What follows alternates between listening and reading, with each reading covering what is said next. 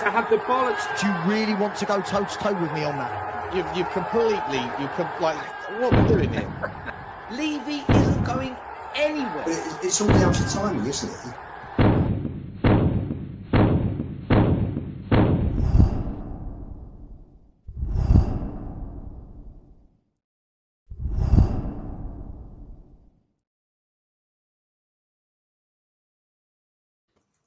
Yes, welcome back to the Spurs 5. I am Sava, that is Stel, there's Lubo, and, oh, sorry, I'm pointing the wrong way. I know where I'm trying to point. And somewhere that way is Connor, who is standing in tonight for Sean, who done his ACL with about an hour to go, did his ACL. So Connor gets a call up from the youth team for another opportunity to show us what he's all about. And Johnny is not going to be with us tonight. So the Spurs 4 tonight. Before we get going, don't forget, if you would like quality replica shirts like this one, I've never known so many people notice that I'm wearing a Spurs top for the first time in forever. If you would like quality jerseys, please go to okjersey.com or use the QR scanner to scan the QR code. They're roughly £15 if you're in the UK, but if you want an 8% discount, just to type in the code 5, F-I-V-E, not the number, and you will get 8% off, and they will send them to you anywhere in the world. And there's some really good ones there as well. So, guys, how are we all? Is everyone feeling okay? Everyone nice and tanned, or just me? How are we doing? You've definitely been on holiday. You're full of energy. You're full of enthusiasm. I'm just it's a bit boring at the moment, although there's a lot of news going on with Spurs. It's just, I just need some football. I need to watch some football. So, yeah, I'm good, though. Good to be on the show with everyone. Big up the show, the panel, everyone in the comments. I'll try and get up to Sava's energy levels as we go on. Yeah. But listen, I still, honestly, the first 4 days on holiday, asked my wife. I was sitting there going, I can't get into. I'm drained. Like, I was drained of streaming. And then after that, I was like, everything's happening. I missed Colin Mawani signing. I missed Daniel Levy leaving. I missed 2 potential offers on the table for Tottenham and Ange Postecoglou leaving to go to Nottingham Forest. So it's all been happening. Guys, let's start. I'll start with Connor. Welcome, Connor. How are you, mate? You well? Thank you, mate. Yeah, very well, very well. Thank you for having me on again, and good to be on in place of Sean. You've got someone who actually knows what he's talking about, which is nice. Absolutely. Absolutely. Sean might not be able to get back in the first 11 at this rate. Connor, let's start. I want to talk a little bit about there's been some rumours today about QSI coming back in for Spurs. And by back in, I mean, were they ever in? What do you know about QSI? Have you heard today about the rumours that apparently they might be interested in either buying Spurs outright or a partial bit of Spurs? What's your understanding? Would it be good? Would it be bad? Talk to me. Yeah, I just seen Sean's commented. He is watching. I knew he would be. He's got FOMO. He's got FOMO, hasn't he? Yeah. He's got FOMO. Yeah. Yeah. Look, I think with the QSI stuff, I don't know whether it's, journalists just trying to add 2 and 2 together and coming up with 5. It's I think for me, there's been some tension with them, with PSG, because they're struggling to get the stadium development done, because I think the Paris local government are being tough on them about doing that. I think obviously French football is in the doldrums a little bit as well. They've been struggling to get a TV rights deal. PSG a couple of years ago QSI sold a percentage of PSG a couple of years ago, as well as a 12.5% to a private equity firm called Arctus Partners. So, there's been a little bit, but for me, it would surprise me, because I think the challenge will be, obviously, with the multi-club ownership rules, owning 2 clubs that are going to be in the same competition is an issue. The Qataris generally, and the Middle Eastern money generally, like to have full control of the clubs that they run. So, unless they were going to completely dissolve themselves from PSG to then try and get gradual full control of Tottenham, I think it'll be difficult to see them being comfortable with just coming in for sort of 10% of Tottenham or something like that, right? So I'm not sure I necessarily believe it. And I think the problem they're going to have now is they're going to struggle to sell PSG at the valuation they want to and what the valuation probably deserves to be based on PSG's revenues because of the issues in French football at the moment. So I think they're going to find it quite difficult to reduce the rest of their stake. So as much as I'd love it to be true, because I want ENIC out and I think Levy is only, part of what I'm guessing this panel is in agreement with in terms of what we want full change on. I'm not sure I can see this one. Yeah, I mean, still, QSI, I mean, it doesn't 10%. Does that was the rumor I saw today, that they were going to buy 10% of Tottenham. Obviously, it's a rumor. Is that what Spurs need? Do they need a 10% stake? Or if it changes, do you want to see that 10 has another 0 on the end and it's a 100% buyout? So on Monday's show, I said that Levy leaving is half the job. ENIC need to go. I don't want ENIC here. I don't think we're going to see the full changes we want, but I think it will be better without Levy as the chairman. In terms of the Qataris coming in, Spurs can say they're not up for sale as much as they like. They are 100% up for sale. Everyone has a price. Mm-hmm. And I gave the analogy on Monday. You can have a house that you love. It's in a perfect location. Your kids go to school just down the road. All their friends live in the area. It's wonderful. It's home. If your house is worth $500,000 and someone comes along and says, here's $1 million, you're selling your house. Right? Don't care what anyone says. Everyone has a price. And Spurs will have a price. So we are up for sale. Whether it's a small percentage or a big percentage, all it means is it delays inevitable. If they buy 10%, they'll increase it to 25% over the next few years. Then eventually it'll be 40%. And that's how Stan Kroenke did it. He bought little bits of Arsenal, then he took over the club. There's no doubt Sir Jim Ratcliffe and his team eventually will probably take over Man United. They will look to buy more percentages until they've got overall control. Ideally, I want them to buy it now, the whole thing. Let's just, hit the reset and go and use the entire infrastructure that ENIC have built and actually start doing some real big things in the football world. So what to believe, I don't know, but I do 100% believe Spurs is up for sale. Yeah, I mean, Lubo, just quickly before I bring you in, first and foremost, you frauds in the chat, whatever you believe, smash that like button, please. Let's have your energy on the like button, matching my energy, refresh from holiday.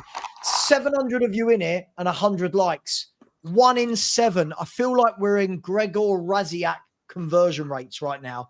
I think I may be even doing him a disservice there. I feel like we're in... Who's the worst striker I've ever seen play for Tottenham? I feel like we're in when Gary Doherty played up front for Tottenham Hotspur. I feel we're like in those conversion rates. Can we smash that like button, please? The link to subscribe is pinned in the chat as well. And there is a poll. And please don't forget for OK Jersey. Lubo, QSI. Good thing, bad thing? Do you care that it's Qatari money? Do you care where the money comes from? Do you believe in these rumours? What's happening? Well, I heard the other year that QSI were looking enviously at the Premier League because of the money that they could earn out of it, which dwarfs what they're earning out of the French league. Right. So from a financial point of view, that makes sense. And if we could end up European champions, that wouldn't be such a bad thing, would it? So, for me, just been starved of trophies pretty much for the last, literally since Scholar sold the club to Venables to Venables and Sugar in 91. We had 3 trophies in 34 years. So, to me, as long as they come in and they want footballing success, then for me, that's good enough. Yeah. But you're right, Lubo. You are right though. The difference between what they could do over here in the Premier League versus France is very different. Like at the moment, it's very easy for them as owners, isn't it? Because it really is PSG versus PSG, depending on how much they want to win the league by, depends on how much money they spend. At Tottenham, they'd have a bit of I hate this word, but I'm going to say it. They'd have a bit of a project on their hands, a bit of a pet to play with and see what they can do. Do you believe they'd be able to? Basava, look at the players PSG sign. Look at the ambition in their signings. That surely is going to happen if they come into Spurs. They're not going to sign Brennan Johnson and Richarlison and Odebert and Reguilon, and that's going to stop surely. Can you imagine if we had these owners or another set of owners that came in with plenty of money and said, right, come on, let's win this league. The whole place would be lifted. Tottenham would be looked on very, very differently. Players would come in, they'd probably be paid higher money, higher wages, which would attract the hopefully the higher level than what we're buying at the moment. It would lift the whole club. So for me, no problem. But you're right. How are they going to sell the club in France? That's the issue, isn't it? Because what you can't have again is like another Palace situation, with Textor. So you can't have dual ownership. They'd have to sell the club. They'd have to sell PSG. I'm sure PSG could find buyers. I'm sure they're high profile now. They're European champions. If they're do we know what they're worth, Lubo? Do we know what PSG are valued at? Connor, any idea? You're on mute, Connor. I'm sure what you're saying is good, but you're on mute. There you go. When Arctus bought in, they valued the club at sort of €4 billion at that point, which is sort of end of 2023. They will have gone up since then, because obviously since then they've won the Champions League, they've had the Club World Cup, the money's gone up further. But obviously on the other side, you've got the French TV rights going down and stuff. So yeah, I mean, it's going to be sort of £4 billion plus, I would say. You've got to remember as well, they only bought it for €70 million. And they've pumped in $1 billion-ish. So what they might think, they might be willing, if they are really desperate to sort of, they might take a view, I suppose, French football is dead or dying. We need to get out now because it's only going to get worse. And therefore, the Premier League, to Lubo's point, is where the money is. We want to get into the Premier League. There's a lot of Qatari money in London and the UK anyway.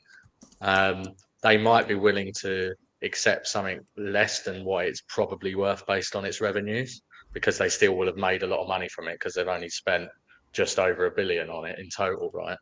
So maybe, but there's a lot of things that have to happen. I mean, what I think is more likely, and discussed this a couple of times, people, including you, Lubo, I think, which is, I think they're looking to sell Levy's stake at the moment. I think there's already been as part of Levy exiting, I think there was an amicable discussion that took place, which said, look, we as the Lewis family know we need to invest more money. We're no longer willing to front you, Daniel, for that money, and you get to benefit from the upside. So you need to step aside now, and we're going to. Do you think that's why no one's heard from him, Connor? Because Simon Jordan the other day, didn't he, said that he believes that the fact that no one's heard from Daniel Coys is that he's lawyering up, and I love that. I love that sentence.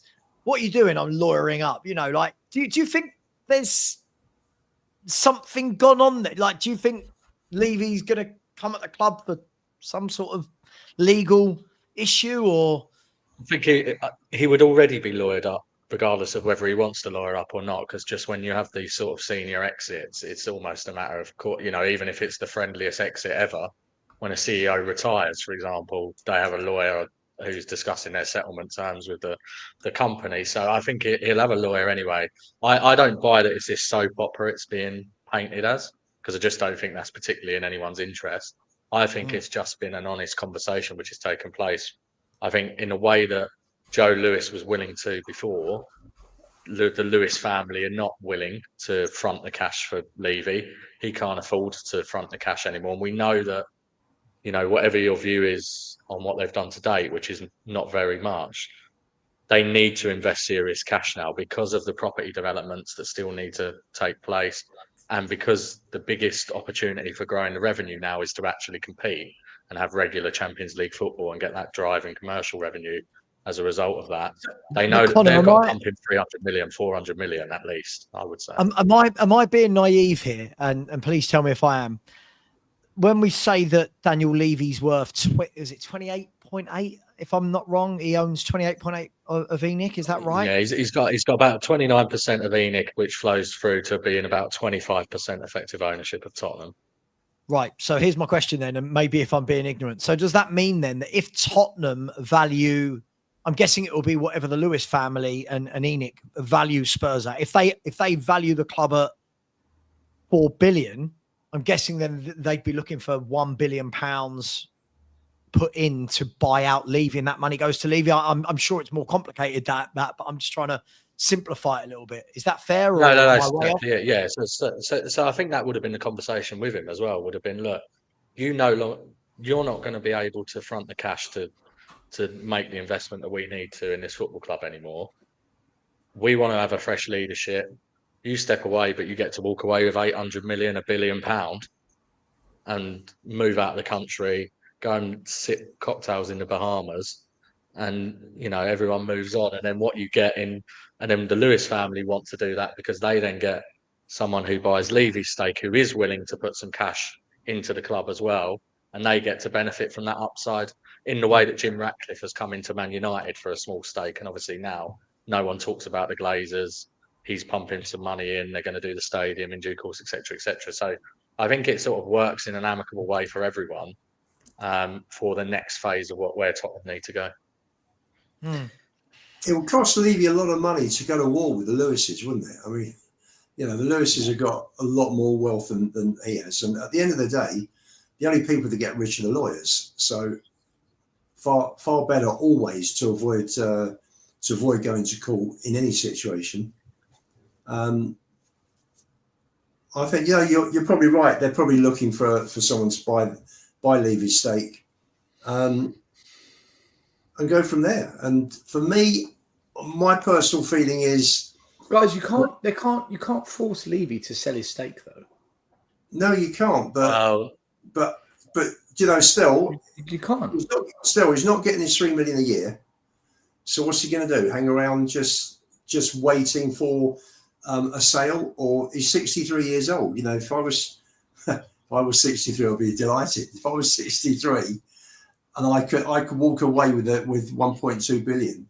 If you value it at 4 billion, he's got 30%. Yeah, but we're talking as if he's poor, right? You take the money still, and you swan off into the sunset. He's sitting in his council flat still, struggling to eat beans on toast without his Spurs payout. Yeah, like he's a multi-millionaire. He's got his fingers in many pies. He's a very wealthy individual. He doesn't need the 800 million right now. He might look at his kids and say, hang on. Why not still? Why not? Why not take it? I'm trying to tell you. No, but you don't know You what's never let me tell you why. I'm trying to tell you. Yeah, still, why not? Because he might look at it and say, do you know what? I can sell right now for 800 million, or I'm going to hold out because this could be worth a lot more if there's future NFL contracts and potential collaborations that increase the value of the club. And I'm just going to put my shares in a nice investment vehicle for my kids to inherit one day. Maybe he looks at it as that. Maybe he looks at it and goes, I don't need the money, but you know what? My kids are going to have whatever that's worth in 10 years' time. It's going to be worth a lot more than now, surely. But hang on, if you took £1 billion now and invested it wisely, how much is that going to be worth in 10 years' time? Yeah, if you invest it, go on, Connor. No, I was just going to say, I think there is there's soft power that can be exerted, though. You know, there's probably something in the shareholder agreement, for example, that says that you know, both sides have to meet the investment whenever it's made into the football club. So, for example, if ENIC know that they need to pump in another 100 million, Daniel has to find 30 million of that because he owns effectively 30 well, just shy of 29 million. And he hasn't got that in liquid cash to be able to do it. So there's probably something in the shareholder agreement that says that they can dilute him, for example. And then, so it all gets quite messy. I think you've got to remember as well is his stake is owned in ENIC, which is based in the Bahamas, which have much more lax rules in terms of what you can and can't do in terms of forcing out minority shareholders, for example, compared to the UK. And then there's the point of which no one is representing Levy's interests anymore, right? So he doesn't have a non-executive role on the board. He's been taken completely out of his exec chairman role. He's just a silent shareholder now. So this is where I think there will have been a conversation that's taken place, which Connor, is he a silent shareholder, or is he not staying on board to help with the property development? He's been taken completely off the board. So he's not even going to be involved with the building of the hotel and the 3-story Levy towers, we call them. I guess Certainly not in towers terms anymore. of what we can see formally. In terms that he's been terminated as director of Tottenham. The only directorship he holds now is of ENIC. Can I ask then, is he doing anything else for ENIC? Obviously, I know we only ever seem to concentrate on Tottenham Hotspur, obviously, because we're Spurs fans. But of all the other portfolio of businesses that ENIC look after, is Levy involved still in the running of any of that? It's hard to see, but he's not mentioned on the Tavistock website at all. His son is the co-CEO of Tavistock, but Daniel himself is not mentioned on the Tavistock website and has never been mentioned, actually, or at least not in the last sort of 3 years or whatever since I've looked at it. So look, he couldn't stay away. Here he is. Yeah, he heard a financial conversation. He's like, so yeah, maybe in the background, but in terms of what we can see formally, no. Cool. Sean's like that striker that he's got injured and his replacement's banged in a couple of goals and he's gone, shit, I better get fit. My career's in trouble, yeah. Especially when in that replacement's pre-match interview, he said, "Yeah, listen, I'm glad I'm finally filling some big boots here and getting my chance. I'm all right, Gaffer. Put me back in." Can I just add one more thing before Sean goes off on one, because he's going to tell us loads now. I know he is. One thing about the Qatari ownership, they're really struggling with the French government and the Parisian council to build a new stadium. They want to buy the current stadium they play in, but it's been way over inflated and they're asking for a price that's way beyond what it's actually worth. So they're in loggerheads over buying that and developing it. So what they're saying now is, fine, we'll just buy a plot of land on the outskirts of Paris and build a state-of-the-art Superdome. But that's caused a lot of problem with the ultras and the French fans of Paris Saint-Germain. They're like, no, we don't want to travel all the way there. So they've got problems with the stadium build, which is why Spurs is a very attractive proposition for them, because it's done. They're not going to have those problems. It's there. It's ready. Whereas I was watching a documentary about Paris Saint-Germain and they were saying for quite a few years they wanted to develop the stadium, but they just can't come to any kind of resolution between the government, the Parisian council and the owners of Paris Saint-Germain and the fans. They're just loggerheads. So we're attractive in their eyes when you consider the problems they're going through for their infrastructure. Yes, Sean, let me bring you in here, fresh off your deathbed. Hope you're feeling okay. So this started with QSI. Are they back in for Spurs? I saw you did a video about this earlier, so I know you've got some things to say. Are we attractive for QSI? Will they be able to sell PSG? Is it something you see? Has it got any legs at all? Or are we all just hoping? Or not? No, well, I don't know. I think that it's a very complex thing, isn't it? Because obviously, I think I heard you guys talking about it in the first 5 minutes. Like the MCO problem is a real problem. It'd be very difficult to set that 10% up. Not difficult necessarily. If you look at how easy it is for other clubs to be able to dance through MCO rules, like the way that I think Chelsea's Blue Co put Strasbourg into a blind trust so that they could get ahead of any situation whereby Strasbourg and Chelsea both qualify for the Champions League this next season.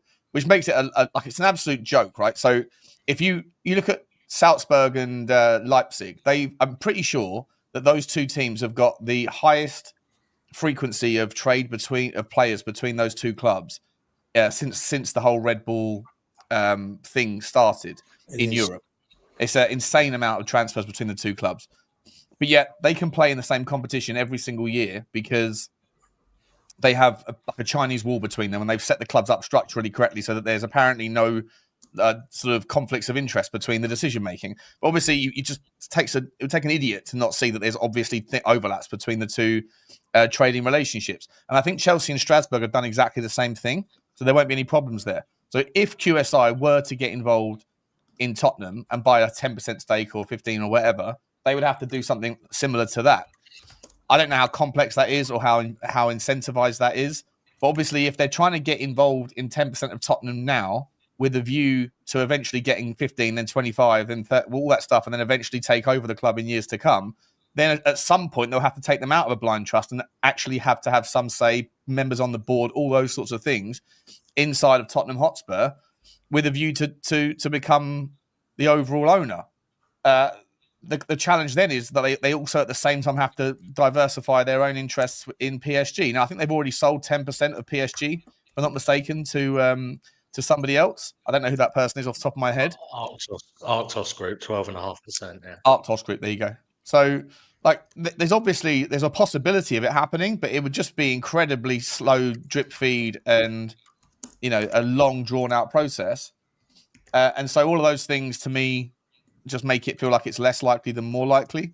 But I agree with what Stel was saying. I've been saying it for ages. Like, for me, I just think that the Lewises and the Levys, they might have the intention to do a full sale at some point, but I'd be very surprised if it's now because they're leaving so much low hanging fruit still on the on the roadmap, like phase 3 of the Northumberland Park thing, which is an extreme sports centre next to the hotel, 2 residential blocks, and then 2 further residential blocks. That's going to have like a total cost of 550 million quid, allegedly. And then you've got the white webs and the NFL pitch and all that stuff. No idea how long these timelines are, but if there's a five-year plan before the NFL would look at a franchise, and I was saying this before, I think if you just compare the NFL valuations, the valuations of the 32 teams in the NFL, the relative revenues that they generate, then you could see that all 32 teams have a current higher market cap than Tottenham Hotspur does. And yet only about 14 of those teams have a higher revenue than Tottenham Hotspur does. And that's just as a football club relative to an NFL franchise. If you plug a franchise into that as well, you could easily see that the overall value of something like that would be sort of 10 billion. And then on top of that, you have things like the Netflix for sports, which will come at some point, which is a mass, like the revenue generating for football clubs from broadcast revenue. That will 3x as soon as they move away from the traditional broadcasters and move into their own ecosystem. There's so many different revenue kickers and amplifiers that can come that I don't know why the Levies and the Lewises would give up that golden goose yet. I think that they can at least get halfway down that track before they make that decision. I could be well wrong, but if I was them, I would be thinking more around, investment now, but no full sale, and then get to the point where the NFL things is, it's a whole new project, a whole new lease of life. And if you go and look online on, people keep sending me these clips of, NFL superstars and NFL broadcasting channels and things in America that keep talking, and they say it with absolute sincerity that there's no doubt in their mind that London will have the first NFL franchise. And so when you look at that, who's that going to be? Right? It's not going to be anywhere else that hasn't. It's not going to be in a stadium that hasn't yet been built because they want the artificial pitch. Grass pitches are just a disaster for NFL teams, especially in bad weather places like England. And then if you've got the training ground as well, like it's going to be Tottenham, isn't it? So, to me, I just think that they'd be silly to be selling that stuff on just yet. I think that there's too much juice left in the squeeze. So I would imagine that it's going to be an investment initially, whether that's from QSI or otherwise, I don't know. But I think we'll still have the Lewises for a while yet, for sure. Well, look, let me ask you all a question. And by the way, there's a lot of people asking about okjersey.com. Get over there. You can either go to okjersey.com as an email address, a website address, or scan the QR code. If you are ordering a top, order one size up. Okay, order one size up. So even if you think you're really skinny and small, get a medium. Yeah, I think they've just got their yellow shirts in, by the way. I got told today the yellow shirts, the Tottenham yellow shirts are now in stock. So there we go. There we go. And they are very good quality. I've just got my raft of shirts come through today. They're very good quality, as you can see. is that an okay jersey, is it? It is, yeah. It's Nice. really nice. It's good. It fits well. It's nice. It's good. Guys, I just want to do a couple of super chats. Then I do want to ask you all a question, kind of based off of a conversation we had in the WhatsApp group the other day. I just want to get a little take on it, and I think Connor will add a bit of a spin onto this. Big up to one super chat. We've had one super chat in 30 minutes. Big up to Dean Law. Thank you very much. Always in here. Always very, very generous. Really appreciate you, Dean. Bless me. Sorry, that came far too quick for me to get to the mute button. Apologies. Big up, Dean. Thank you very much. We really appreciate you, buddy. JB has become a YouTube member. Big up, Jay. Really appreciate that, my man. Thank you very much. I say my man. It could be a lady. It could be somebody who doesn't identify. So whoever it is, thank you very much. We appreciate you. And Blaine, we definitely appreciate you. 5 memberships gifted out by Blaine. I'll see if I can find out. They went to Lord Rodney Trotter, Destiny 5, Nita, Kulu's Elusive Right Foot, and Andy Lester. So thank you all for your support, and thank you, Blaine, for that. Really, really do appreciate that. If you are going into OK Jersey, by the way, you get an 8% discount as per the banner that's scrolling across the bottom of your screen. You get an 8% discount using the discount code 5. Not the number. Please write the word in. Big up to all of you. And Andy Lester's come in and said, big up to all of the panel. Big up, Andy. Really appreciate you, buddy. Thank you very much. Please keep smashing that like button, people. Let's check and see if we've got Gregor Raziak rates. Well, there's 1,100 of you in here. 300 of you have smashed the like button. Guys, that should be 500-600 by now. Please smash that button. Look, we got Sean off his deathbed. We got Sean. Sean's got an ACL and he's still playing through the pain. So come on, guys. And big up to Mark with the super sticker. Thank you, Mark. Really appreciate that, my friend. Thank you very much indeed. Big up to all of you. Guys, I'll ask the question before we go on to the actual football. We've got Villarreal and West Ham coming up. We'll talk about that. With all this talk about takeovers and whether or not it's 100%, 10%, this, that, the other, for Spurs to compete, and I mean compete. I don't mean a couple of top 4 finishes, 1 Champions League final run. For Spurs to properly compete, do we need to join them? This was the conversation that was sort of floated about the other day. Sean likes to drop a bomb in our WhatsApp group and then fucks off for about 5 hours. But do we need to join them? We all say, oh, we want to do it the right way. And, you know, can ENIC compete? But the news that came out this week, guys, that Stefan Borson was talking about Man City and their deal was worth something, was it 1.7 billion over 10 years? If I'm not right, it was something ridiculous. Do we need new owners to be able to compete? Or is there a mechanism in which ENIC could compete if they wanted to? Anyone can take that. I know it's a nice, easy question. I'll come in on this. I think yes, go on, Lubo. That's what I wanted. Go on, Lubo. Lubo, can we just start with your acknowledgement on in the WhatsApp group that Levy was right all along about PSR and FFP? And I've got the screenshots. We can get that, talk about that anytime you want. You know. I think in a perfect world, maybe, Sean, but this isn't a perfect world, and this is the real world. And I think that Levy got caught out big time by thinking that everything would fall into place and rules would be brought in and everybody would toe the line.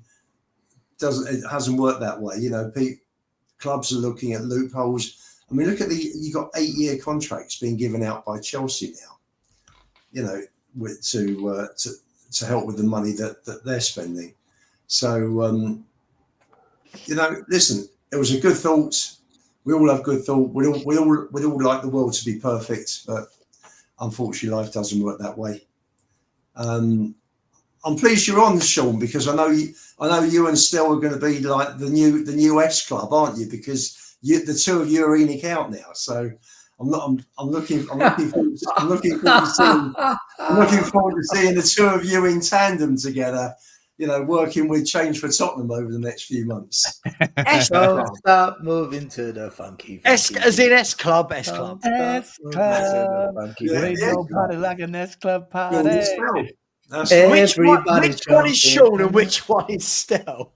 Because I used to fancy a couple of S Clubs. So which one of these two? Can I be the blonde girl? I'll be Rachel Stevens. How about that? Oh, I'm not sure that I went to school with Rachel Stevens. I'm not sure if there was an answer from Lubo, but sure, we'll go with it. Lubo never gives an answer. Never gives a. Can ENIC compete, Lubo? Yes or no? Yes, they can. Yes, they can. Okay, right. Connor, they've chosen not to. They're the most profitable club since the Premier League started. How can they compete? How can they compete when? How can they compete, Lubo? Compete because how can they compete? They're getting 1.75 billion quid from their sister company. It's 175 million pound a year aggregated over 10 years. They get another 100 million pound a year from their Puma sponsorship deal. That's 275 million from two sponsors. Okay. And the ENIC's new, the kids that are about to draw pension money, they're coming in saying, don't worry, guys, we've got this. By the way, their first interaction of this demonstration of new ambition is not to pump in the 90 million quid that they need for going concerns. It's to take a loan out from Macquarie. Nothing has changed. If Levy was the problem, ENIC are the problem. If they were, then these two are lipstick on a pig. And the fact is, you've got to make 275 million quid that Manchester City are getting every year from just two sponsorship deals, and you think that ENIC can compete with that? It's laughable. Can I ask you guys a question about Levy, guys? Because have you seen the Ange Postecoglou interview today? Yeah. I've heard. Where he said, more double speak from that bozo, talking about how I knew I was going to get fired. I knew it was coming. Yeah. Before, but yet he's at the parade going, season 2 is better than I told him. You said everything, Ange, and you've just doubled down on it, saying one thing then and another thing now. He's the master of misdirection. He never said, hold on. He never said I knew I was going to get fired. He said, I had a feeling it was coming. He said, I knew it was coming. Yeah, he knew it was coming. I knew it was coming. Yet at the parade, he pretended he didn't. Two things can't be true. Yeah, either season 2 was never going to happen. Do you guys think he knew? Forget whether he was actually specifically told, Ange, look, you're gone at the end of the season. Do you think deep down he knew at the end of the season it was over for him? Do you think he knew that? Yeah. Probably. Yeah. I'm so glad he's back. You get a sense of these things, don't you, from conversations and everything, right?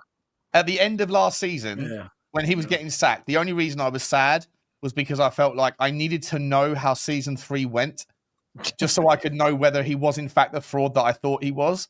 And he disappeared, and I was like, that guy is going to sail off into the sunset with his trophy and tell everybody until the day he dies that I told him I always win in my second year. Well, now he is back wearing different colours, and we're all going to see on Friday night against Arsenal just what a legend that guy really is when he gets first game in the listen, 2 years time, I'm putting money on it. 2 years time, Spurs Forest Carabao Cup final. I'm putting 100 quid on Forest to win 2-1. Still, if he's going to win he's going to do it. He's going to do it against us.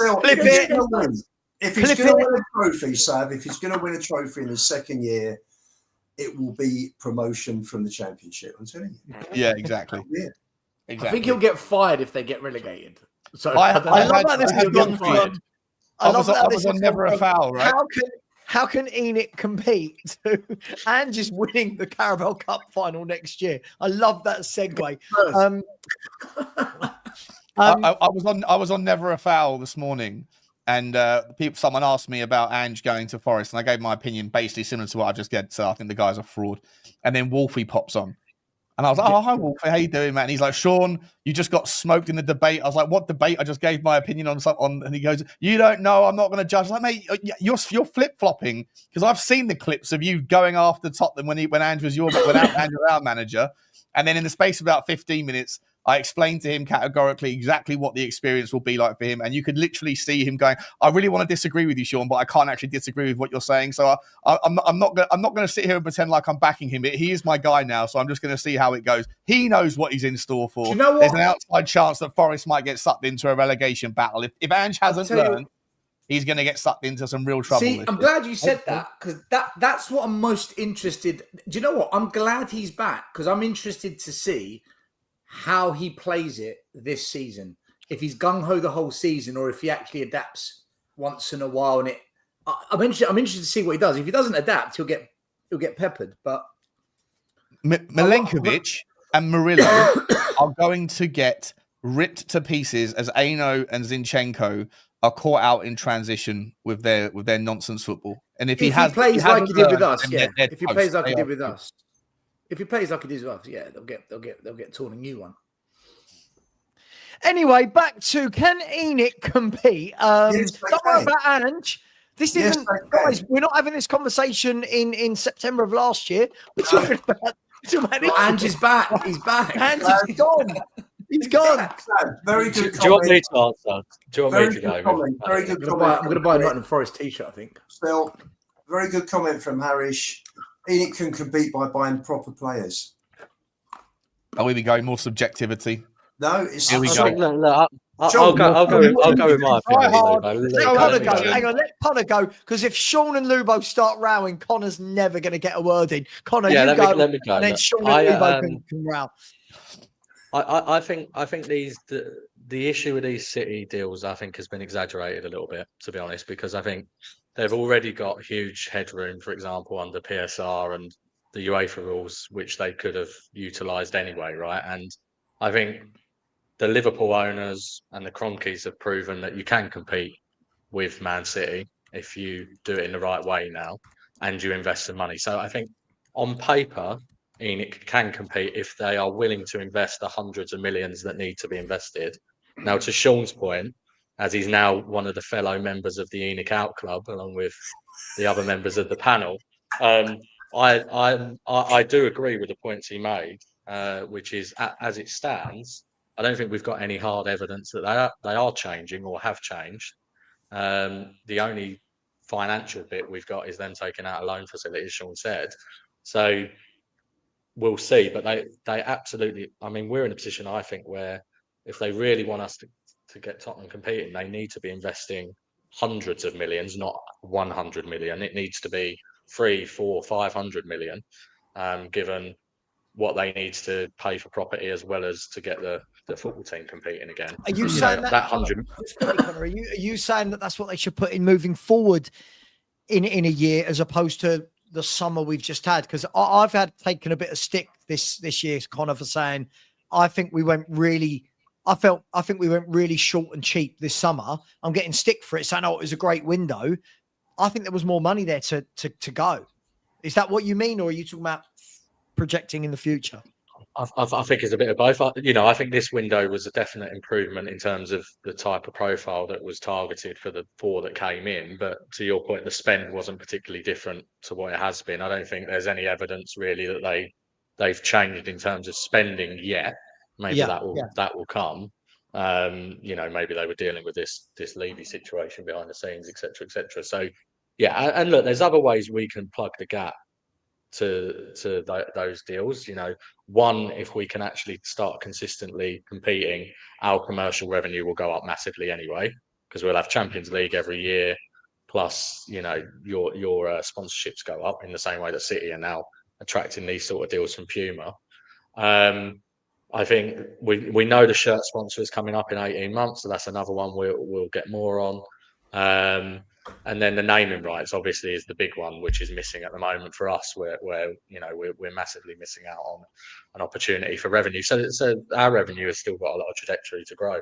As I say, this City thing, I think they will get massive fines when the 115 charges stuff concludes, which is why, to some extent, I think the Premier League were not happy, but not that bothered about the conclusion on the APT thing, because one, they didn't want to have to dig up and deal with historic issues with everyone else that's cheated. But two, I think they know they're going to hit City with massive fines anyway once the 115 charge things conclude. So I don't think it's as big a deal as people paint. The other interesting thing about kit deals now, a lot of people think that our Nike deal is terrible, right? And there's been a lot of chat about how we're locked into it for ages and it's really poor. Now, it is relatively compared to this new Puma deal that's 100 million. But what's quite interesting is when you actually look at UEFA's financial report, where we submit the information, we get a much higher percentage than a lot of other clubs do in terms of merchandising. So although the sort of £30 million we get from Nike is low relatively, we get a higher percentage of the kit sales than a lot of other football clubs. So we were actually 7th in the world in 2024 for kit revenue. Ours was actually higher than Man City's in 2024. So I think it doesn't always paint the full picture. But yeah, I think ENIC can compete if they're willing to invest, 300-400 million and have a clear strategy going forward. But obviously it's difficult. And I think this is why we don't think it's going to happen. So this is why we all want new owners, I'm guessing. Sean, do you want one of those? The Knights are drawing in. I'm happy to order one for you. You're on mute, Sean. No, thank you. No, I'm fine, thank you, mate. I'm fine. I'm keeping my powder dry on it. Keeping my powder dry.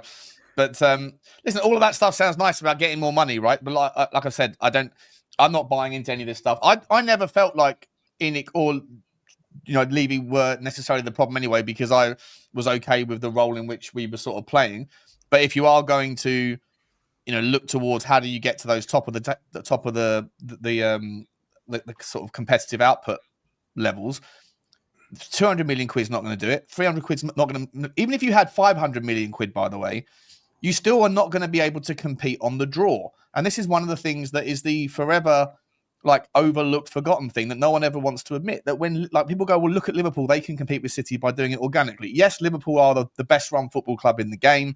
They haven't necessarily sort of done the deeds with the devil like some of the others have, to sort of coin a poor phrase.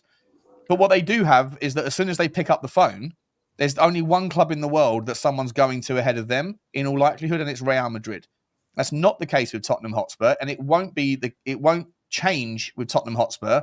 Even with 500 million quid, you might be able to go and wrap up an Eze deal a little bit quicker than you otherwise could. Although we still don't know whether or not, had all that stuff been wrapped up earlier, Arsenal could have still just picked up the phone and said, hey, whatever that deal is, can we go?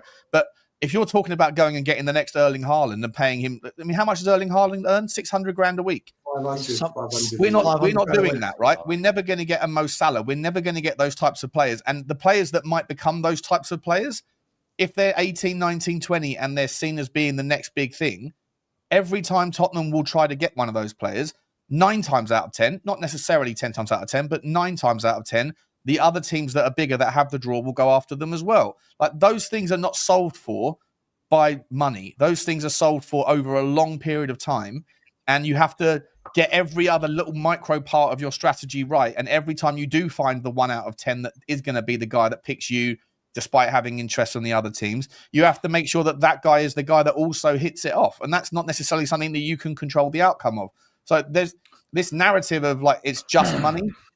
First of all, you're not going to find an investor inside of ENIC that are going to be able to provide you with the resources that Manchester City have got access to now.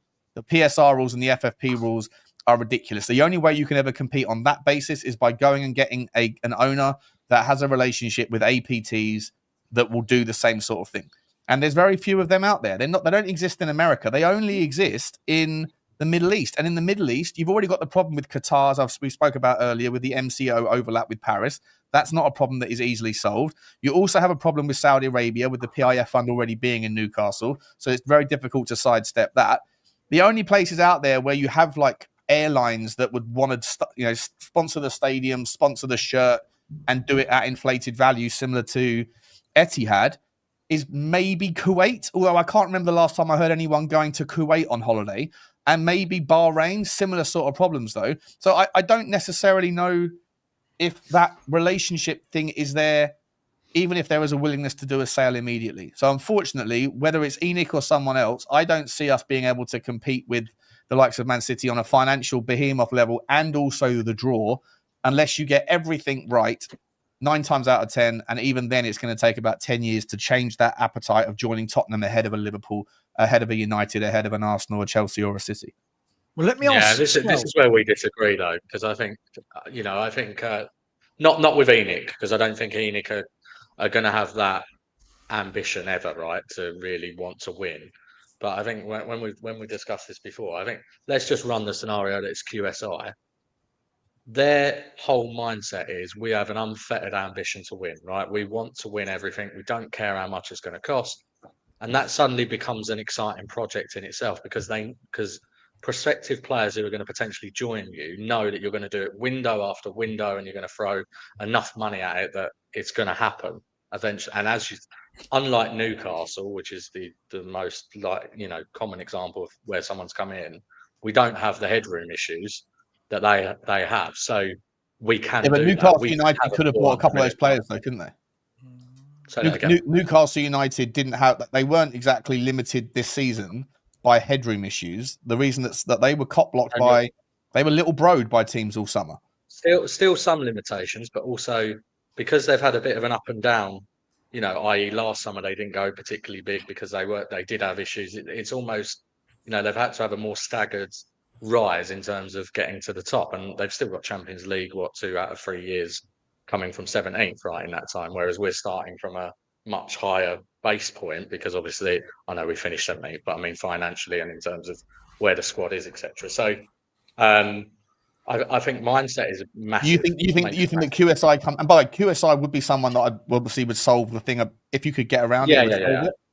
But you're suggesting that the draw factor, the issue with the draw, is solved entirely by having someone with an oil-rich background owning us.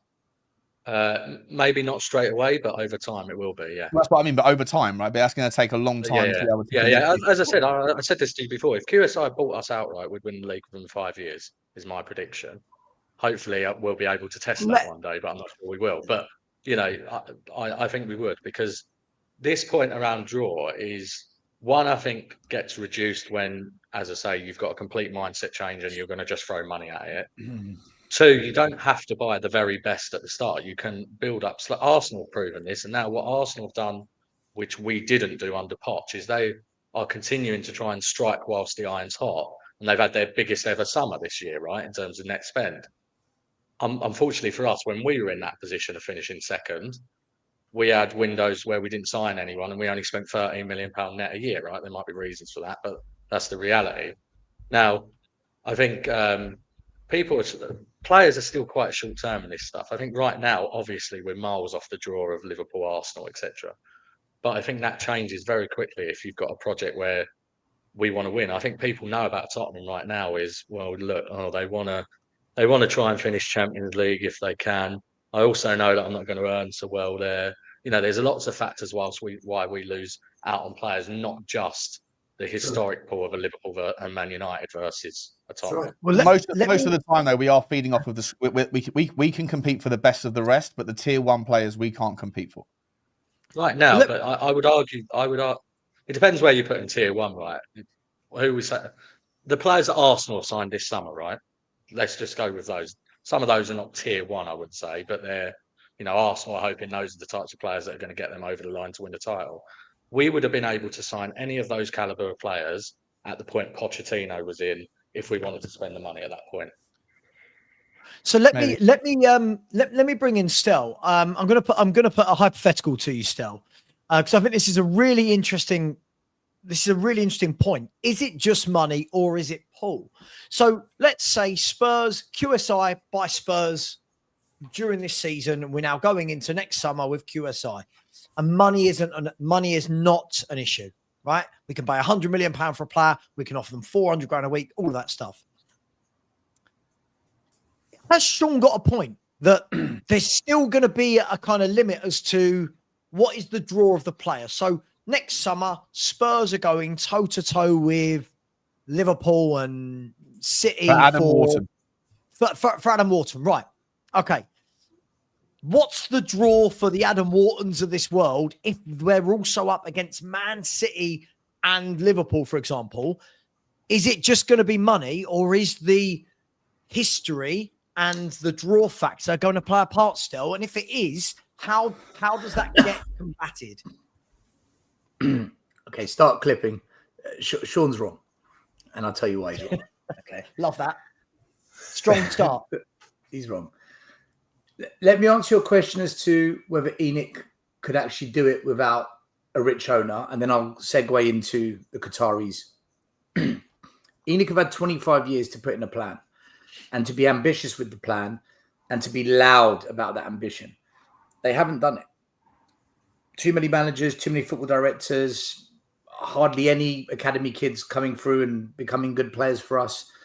They simply haven't had a plan on the pitch. It's chop change. And when it does look good and it gets to a bit of a tricky situation like Poch, they don't want to back it.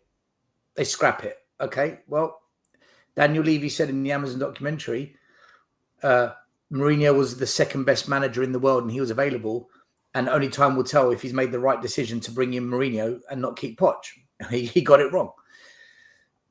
So ENIC have had plenty of time to put a plan together and build an outstanding team of coaches that develop the talent for the first team and for the academy. They've had plenty of time to build a scouting network like no other. They've had more time to build it. They could have built one of the best scouting networks in the world. They've had more time and they've had, 3 decades to do it. They haven't done it. So for me, that's where they failed. There's no plan that they've ever stuck to.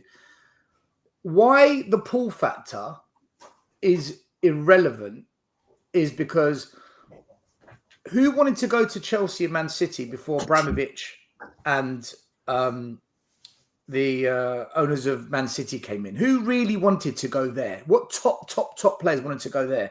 What happened was when they were taken over, Sky Sports breaking news, billionaire buys Chelsea with the goal of winning the league in 3 years, going to pump loads of money into the club. He wants the Premier League. He's there for trophies. The way it was sold, the purchase was they want it all and they're going to throw money at it. So suddenly, Robinho wants to go to Man City, or Shevchenko, who at the time was a top player, wanted to go to Chelsea, and Ballack wants to go Chelsea. And players suddenly want to go there. But why? They're nowhere near the level of Liverpool, Arsenal, even Spurs. We were far more successful than those clubs. Why are they going there? What's the pull? It's because as soon as money, those very rich owners took over, they told the world, we're here for one thing and one thing only, to win the lot, and we are going to throw money at it. Now, whether that money was legit, different conversation. It was also before the rules. They paid twice as much as those players were going to get elsewhere. Yeah, but the point being here is not the case anymore, is it? But no, it's completely changed. But the point being is the pull factor was the ambition sold by the ownership. Money. It was the money. If it was the pull factor, Newcastle United owners came in and said, we want to win the league in 5 years. They haven't signed a world-class player yet. Yeah, Sean, but they said they would throw big money at it. We've got the money, right? Spurs have got the money. We just either misspend it or we are a bit shy. We have the money to go and pay someone. We can go. So in your example that you're talking about with Chelsea, those players they might have been sold the dream, but they also were rewarded for being there by getting paid twice as much money as the other teams were paying at the time, because Abramovich was doing it before the rules were in place. If you're trying to do that now, where you're trying to convince someone, new billionaire takes over Tottenham Hotspur, and the next Erling Haaland comes along, and we're trying to convince him to come to Tottenham rather than to Manchester City, he's already going to be offered 500 grand a week at Manchester City. Are we going to be saying that we're paying £1 million a week? That's never going to happen. So the idea is that's a moot point, because the rules have got in place now to prevent those sorts of things happening again. You've taken the most extreme example. There's many top players that aren't on £500,000 a week. The best players to Chelsea. Sean, there's top players that are on between 200 to 300 grand a week. Are you telling me we can't do that? I'm saying, but if we can, those other teams can too. Yeah, but the point is, we don't do it. We don't even go for it. We don't go toe-to-toe with them. If we had owners that were prepared to pay those wages, but say, we mean business. We're not here for top four. We are going to win the Premier League. We are going to win the Champions League. So if we said to Adam Morton right now... This is quite an interesting club all of a sudden. So Adam Wharton, if Adam Wharton is offered 250 grand a week to come to Tottenham in January, and he's also offered 250 grand a week to join Manchester City or Liverpool, are you saying that he'll come to Tottenham because we're suddenly paying the same amount of money as those clubs? Right now, today, he will go to those clubs because they've got an established quality squad that's already winning trophies. And a higher frequency of winning trophies. So what Man City and Chelsea did was they bought the tier 2 players, built a team that started winning trophies, and said, right, now we can get the tier 1s in. We can't go straight in. If that's what we're trying to do already, though, isn't it? By signing Xavi Simons. Odegaard? The other thing is, this summer we signed 4 players that are tier 2 level, aren't we? Colin One is a tier 2 player. Xavi Simons is. Kudus is. Polina is. Right? Okay, so Sean, so yeah, this summer we have, which is why I said ENIC can be that. No. But there's a massive. They don't have a plan. They lack a plan. You're assuming that buying these tier 2 players equals being able to compete with Man City, and we won't. The top 4 are going to beat us, even if we go and get an Adam Wharton. Didn't we beat Man City 2-0 this year? Sean? We always beat Man City, but generally speaking, the top 4 are going to finish. In my opinion, correct me if you disagree. But in my opinion, the top 4 are going to. We need to sign more tier 2 players. We don't have enough. Fine, but you're still competing with teams that have got tier 1 players in every position on their team, right? So the ability to close the gap. It's not just about the draw starts with not just the money. I don't think they've got tier 1 players, Sean. I don't think they've got tier 1 players everywhere. I don't think that at all. They've got far more tier 1 players than we have, and where they haven't got a tier 1 player, they've got a tier 2 player, right? My point is that in order to get that draw leveled out, ambition is one thing. Being able to say, yeah, we mean business is one thing. Having the resources to pay the wages and all that stuff is another. Having someone in place who's not going to nickel and dime and Levy out the way is a good thing with regards to that movement. Identifying the greatest young talent and scouting and coaching and getting all those things are great. But in order to be able to attract the tier 1 players, these tier 2 players that you want to frequent the team with, which I'm on board with, they have to then outperform the tier 1 teams and get a higher frequency of success so that in 5 years' time, you then have a high enough frequency of success to be able to draw those tier 1 players in. But that's the jump that doesn't necessitate. Can I just give one example? Can I just give one example that disproves this theory? 1 second. Let me just give one example, right? I want to respond to that. Yeah, go for it. Declan Rice went to Arsenal over Man City. And this was at a point when Arsenal hadn't won anything for a few years. They were still pretty. I mean, he's been there 2 years now. They started to compete higher, but they hadn't won anything for a number of years. He still chose Arsenal over Man City because Arsenal were willing to offer him more money. So, in your example, we've got masses of headroom, right? Unlike Newcastle. So this is why Newcastle is an irrelevant example. So if Adam Wharton comes to sell, we can pay more than Man City if we want, because Man City might make the decision. Wait, what? We've already got enough players on that sort of money. He's not an absolute priority for us. Whereas we go, look, we want to make you the star man of the team, and we're going to pay you more. There's no reason why we can't pay more for certain players. But in your example, you're saying that money is the only thing here. It's not. I'm not saying it's the only thing. I think you need that with a clear strategy and a change in mindset. And you need a frequency of trophies. That's the gap. The gap is the frequency of trophy success. But that comes from us. But that comes from us not sacking managers every 2 years, not having a mixed match transfer window too often, and it comes from owners showing ambition, saying it, and then backing it as well. We've never had that cocktail of ingredients and said that's what we're about. Look, we've how often do we sit here as Spurs fans say, what's our identity? What's our philosophy? Why have we got an academy? We've never known really what we're trying to do. Is it top 4? Is it a trophy? Is it just to survive? Are we trying to win the league? That's what we're trying to do? Said. Still, that's what Gibbs River told Joe Lewis. What are Tottenham? What do you actually stand for? Spot on. Look, I think ENIC have got all the ingredients now, if they really want to challenge those clubs, but they don't want to go there. I don't think they want to go there. That's my personal opinion. Why? I don't know. I don't sit on the board. 25 years. Still, they've had it all right the way through. I know. I agree. They could have done a lot more. They could have pushed themselves a lot more than they have. But Lubo, do you know what gets me though? Do you know what? Competing against cheats. 1 minute. Do you know, Sean? You're right. We're right. There are cheats in the game. There's no doubt. The two teams that have won 75% of all the trophies in the last 12 years, one of them is up against 75 charges. Despite having all of the wealth in the world and up before the rules came in, they still cheated 74 times allegedly. And the other one has 130 charges, of which they can't seem to ever the other 25%. Right, hold on. Let me finish my point. The other one is 130 charges, and they also have more resources than anybody else in the game, and they cheat anyway. Okay, like the fact that you guys are refuse to acknowledge that as a reality. No. See, this is no. Sorry. Hold on. That's not what. Hang on, Stel. That's not what I said. No, 1 minute. I never got to respond to Sean about 10 minutes ago. I let Connor speak, and I said I want to go on after. Right. The other 25% has been won by who? Arsenal, Man United, Liverpool, Leicester. None of them are cheats. None of them are oil money or state money. But you know what those clubs did?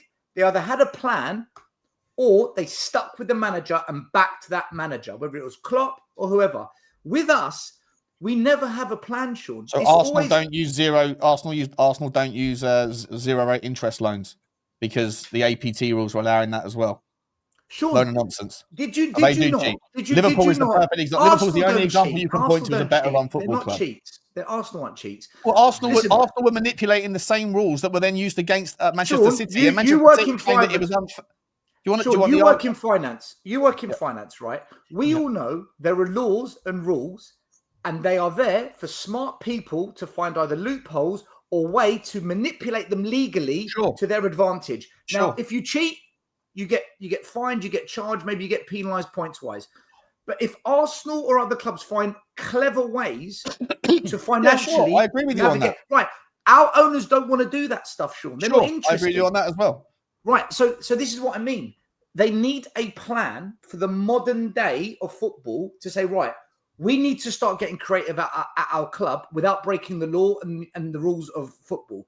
We don't want to do it, Sean. We're not interested. We think... I hear you. I hear you. Therefore, if you can't beat them, join them. I hear you. I 100% hear you. So if you can't beat them, join them. So let's all just pack up. Like I said this the other day. The game is gone. The fact that Manchester City agreed that the rules around APT are fair and valid, and they've walked away and settled in principle that thing, but are allowed to get 175 million quid a year, 1.75 billion as the settlement. They're allowed to have the process. The fact that Arsenal's cheating with regards near zero or zero rate interest loans was the argument as to why the APT rules weren't fair in the first place, to which the Premier League said, you're right, because that's okay, that is too, when in reality they should have said, actually, you're right, neither of them okay, it's against competition. The fact that I've been saying this for 3 years, the biggest reason why Tottenham Hotspur don't win trophies is because we do things by the book and nobody else does. The people at the top don't. And that is a massive, massive problem. But the answer is, unfortunately, I think the problem I disagree a little bit here. Can I say one last thing? Because I disagree with that. Let me finish my point. Let me finish my point, guys. You interrupt me halfway through a sentence. The reality is that the ENIC putting in 300 million quid or 500 million quid isn't going to make a dent with the draw. It isn't going to be able to deliver those players that are looking at the frequency of trophies in the short term. You're right. You have to go and make everything else perfect and then do it over a slow enough drip feed into the zeitgeist. But in reality, the only way you can really close that gap fast enough to satisfy people is to get on board the fact that the rules are worthless, are meaningless, and that we need to go and find an owner that can do exactly the same thing as what Manchester City are doing with their APT or what Chelsea are doing. But Chelsea's scenario is very unique because of what Abramovich got up to in the 1.5 billion debt-free loan that they got. The reality is the only way we're going to be able to compete is not via ENIC, is by getting on board QSI or Bahrain or Kuwait or one of these groups. And if you're okay with that, great. It's a real fucking shame because the game is ruined then, isn't it? It's a race to the bottom of wealth. But if that's the only way to do it, then get on board it. But ENIC are not going to be able to satisfy you. I partly disagree with you. And the reason is I look at the last 6 years and I look at, were there any managers at this club good enough to win something? And I say, yes, there was. Were they properly backed with the type of player that can help them deliver it? And I've got to say the answer is no. Even most recently, right? Look, we can cuss him and laugh at him as much as we want. That's fine. We had the injury issues. We can say that he's at fault. We got to January. He's saying, look, we've got injury problems. He's saying, I need players. What did we as a club do? There's Kinski, there's Tell, and there's Danzo. This is the same nonsense that previous managers had to deal with, whether it's a Dan Juma, a Joe Rodon. The money we've spent top money. One thing I can't do is blast ENIC and Levy for not spending top money. The last 5 years, we've spent top money. But when I look where that money's been spent, and on managers that money could have been spent far better on for the caliber of manager we have, I say, I don't know what this club's doing. I simply don't know what we're doing. So I do think we could have done better. But the way we spend money on poor players is what's killed us the most, in my opinion. The mismanagement of money in the transfer windows has been the biggest piss take from whoever's in charge of that decision. And at the end of the day, ENIC own it. They have to own it. It's their business. They have to do much better. We could have done much better in the last 5 years with the money we have spent, spending it on other tier 2 or tier 3 players that kick on and coach them better. We could do better. But that is not the same thing as saying that you can be a Goliath at the top competing. I think we would have won some more trophies, though, Sean, had we had done that. I think we would have won 1 or 2 here and there. And we could have won them anyway by beating like Manchester United in 2012 in the final, or Manchester City the other year. Like occasional things here and there. But if you're talking about Mourinho before that final, if you're talking about trying to get in Ryan Mason in charge of that final, Sean.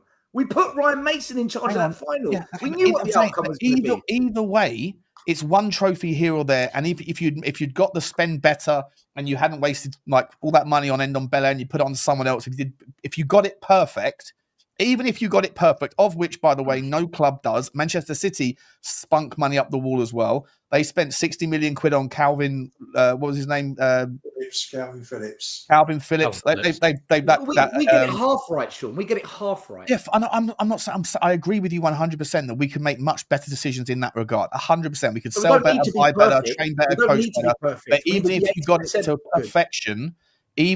it to perfection, you're still not going to be in a position where you can afford to pay 600 grand a week to Erling Haaland or to Salah or to those sorts of players.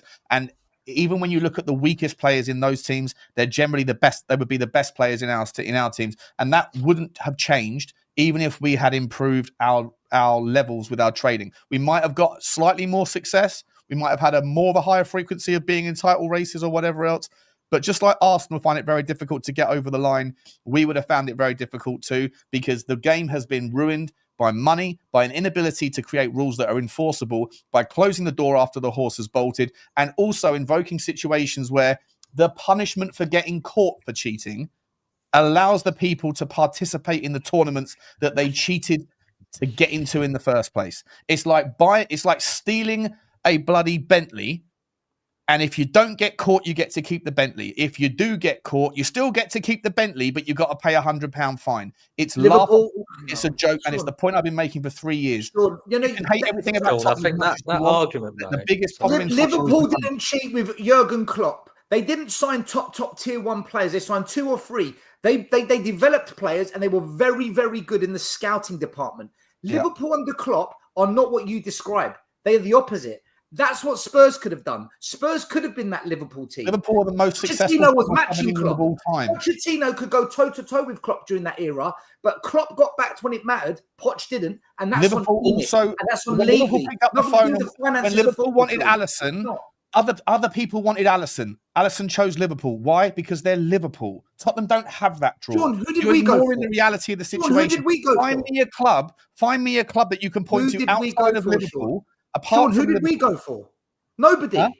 Who did we go for during that period? We don't know who you've tried to buy players for 18 months. We don't know who we've tried to go for. Apparently, we heard David Pleat say, and again, this is hearsay, so it's not really admissible in a debate, but David Pleat said that Pochettino was offered players during that period and he didn't want them. And then we all speculated. Well, exactly. We don't know. We don't know, do we? The point is, mate, is that when Liverpool pick up the phone... Harry Winks' cousin. When Liverpool pick up the phone, the player answers and says yes. When Tottenham pick up the phone to Matisse Tell, we have to send people over there as an escort to convince him to come back. That's because of where we are now. When we were above them and we beat them 4-1 at Wembley, and we had the chance to sign these players over Liverpool and Arsenal because we were consistently finishing above them. To Stell's point, We didn't do it. I think where your argument falls down a bit is if ENIC had done everything they could within the gift of what they could do, then yes, you can blame cheating. But the problem is for us is we don't. Our wages are way lower than where they We could didn't be. try. We could grow that by at least 100 million a year. Connor, Our revenues is I'm not disagreeing with you, Connor. 1 second, let me finish. I'm Let not me finish defending your it. point. I'll let you finish before, right? Go on. If we'd got Champions League consistently over the last period, we would be 5th or 6th in world football in terms of revenue. So we can, and Arsenal will get there this year. Arsenal will be 5th or 6th when the next set of accounts come out. So we've let that opportunity go by underinvesting for that 5 years in the run up to moving into the new stadium. The net spend has definitely grown, but we have 5 years of only spending £30 million a year, which then meant we fell massively behind on our rebuild, and we've had to do the rebuild subsequently. Unfortunately, we didn't kick on with Poch, right? That's happened now. I think the thing is a lot of the reason why these recruitment misses happen is because we don't do the two things together, i.e. transfer fee plus wages. So you're always getting, we're not even getting the sort of tier 2 players, we're getting tier 3 players for 60 million, the likes of Solanke and Richarlison, right? Whereas if you'd paid, or Odebert, for example, at 30, costs 30 million, but he's only on 25 grand a week. So that paints a false picture in terms of transfer spend, because you spent so much less on wages. The club have taken out 500 million in the last 10 years of the club's cash to spend on infrastructure and towards the stadium. Now, if we had an owner like some of the other owners, whereby Everton, for example, where their owner has decided to actually front the cash for their stadium build, what could we have done with that cash had we spent it on transfers during that period? We would have consistently been getting in the Champions League. And this is where we've fallen further and further behind. So regardless of the cheating, which is quite clearly wrong, I completely agree with you. Yeah. We are at a stage where we haven't made the most of what we've got either. So we've almost got this double whammy of you've got Chelsea and City who've cheated, which is obviously completely wrong. But also we haven't tried in the way that Arsenal and Liverpool have. That's it. Double whammy. Thank you very much. And that's what I've been saying now for months. We don't compete. No, Lubo, that's not what you've been saying for. No. That's not what you've been saying. My turn to talk now. I have consistently said, hang on. Okay. I have sat very quietly listening to you guys talking. Now I'm going to speak. Now I'm going to talk. 7-point manifesto said it all. It said it all. I'm going to talk. 7-point manifesto. That's Love right. it. We Love did it. not. It's all very well saying this one's cheated, that one's cheated, but you're not judging yourself against these people because you're not potentializing what you can do. You're not in control of what they can do, but you are in control of how ambitious you can be and how much you want to push it with your club. And we didn't do any of that. So for me, that's why I feel cheated by ENIC for the last 25 years, because the fans give 100% for this club. All we want is 100% back from the club, and they've never given that, ever. They've never given it. Fantastic. Let's do hundreds of deals. Let's get the dog people, and let's get the ice cream people, and let's get all of these.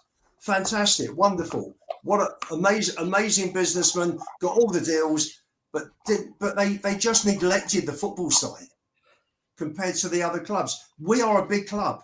And as I've said all along, our club has been diminished by the way ENIC have treated the football side with a lack of respect. And we have fallen back. And yes, you're right, Sean, it's going to take time to get back up, to build step by step. It's like driving a car or building a house. You go up in the gears, you build your foundations with a house, and you build up. And that's where Spurs have got to. That's what we've got to do now. But we've fallen back, and ENIC have not pushed us at all. Go back, Harry. Cahill and Tevez, no. Saha, Nelson. Why not go and get the two players Harry wanted? Why not? They weren't going to cost a fortune. They weren't going to cost a fortune in wages. Go and get them. Give Spurs a realistic chance of winning the league. No, not interested. Jose, before a cup final, Levy says you're not resting certain players that Jose wanted to do. So Jose said, fine, manage the club yourself then. Just ridiculous. The whole thing is all wrong. It's been all wrong. And I agree with you, Sean, about this lipstick on a pig job with ENIC. I personally think after a while they will sell. I don't think they have any intention of staying here long term. I think they are out. They are going to take if they sell for 4 billion, 250 million investment, 16 times. Thank you very much. Never mind phase 3. We've made 16 times what we put in. That is an amazing profit these days. I would take it.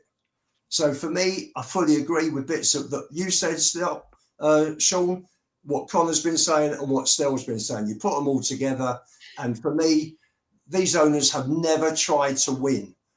They take us up to a certain level. They're risk averse. We're making a profit. And that's what it's all about with them, profit. So we can't actually judge how far off the cheats we are. Because you haven't cared about the cheats, mate.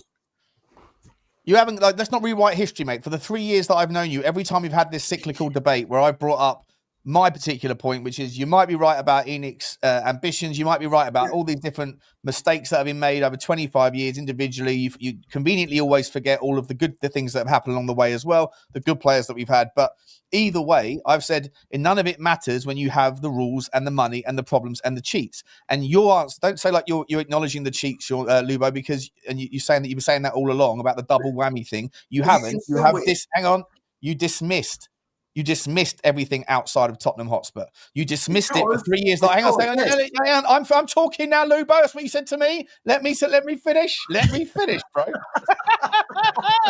We need to hear more about lipstick and pigs. Leave him to talk, Lubo. You dismissed every time I mentioned Man City, every time I mentioned the stats, the facts about Chelsea, the 75%, the trophy, all that stuff. You dismissed it. I don't care, Sean. I don't care about anyone else. I care about Tottenham. 2 trophies in 17 years. 1 trophy in 17 years, all of that, right? And as much as your 7-point manifesto is important to you, it's always very subjective. There's nothing in there. Give it 100%. 100% to you is not the same as 100% to Connor, to Sav, to Stell, or to myself. It's an ever-moving goalpost. And unfortunately, your argument has always come back to the trophy drought, and you've also dismissed the point of Manchester City and Chelsea and the cheating and the rules every time I've ever brought it up. So let's not rewrite history. But even if you did have an owner with ENIC's resources, with ENIC showing more ambition, even if they had bought Tevez, even if they had bought Jack Grealish, even if they had bought all the players, Bruno rather than Gedson, all of these individual little micromanagement names that you drop every time you have this conversation,